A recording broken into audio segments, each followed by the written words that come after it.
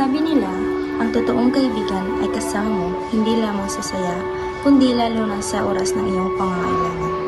Siya ay tapat, maasahan at tanggap ka, yung hindi ka iniiwan kahit gaano kahirap ang sitwasyon. Ako si Kim, 16 na taong gulang at bagong lipat lamang dito sa paaralan. Hindi ko may tatanggi na may halong kaba at pananabik ang aking naramdaman sa pagsisimula ng bagong yugto ng aking buhay.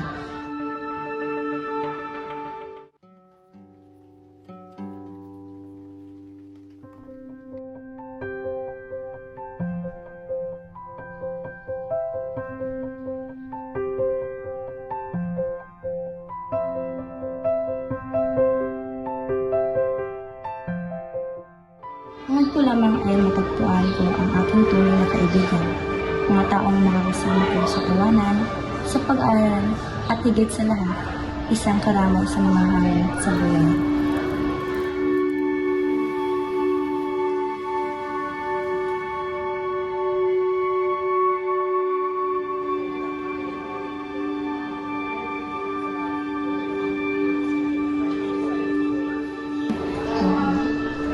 Akala ko sa wakas, nahanap ko na ang tunay ko na kaibigan.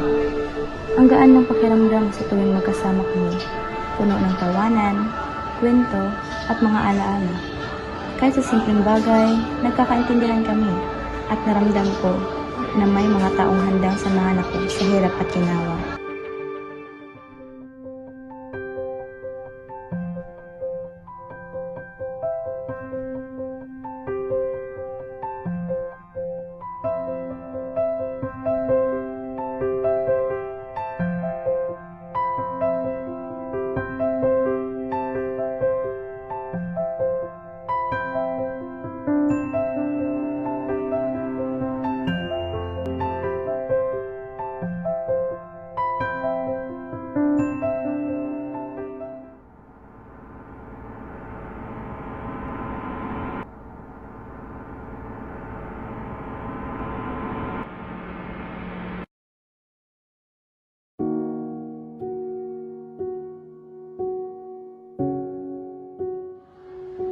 Ngunit dumating ang hindi ko inasahan.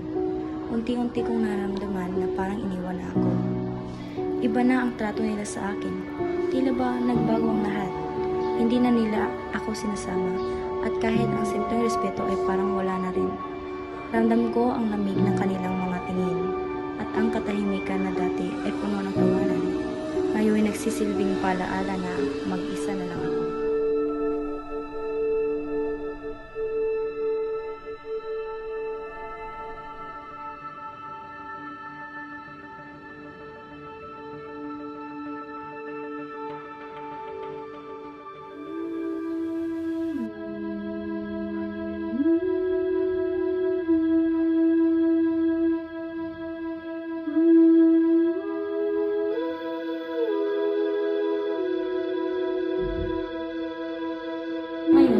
Naging pasasalamat ko dahil natagpuan niyo ang tunay ko na kaibigan.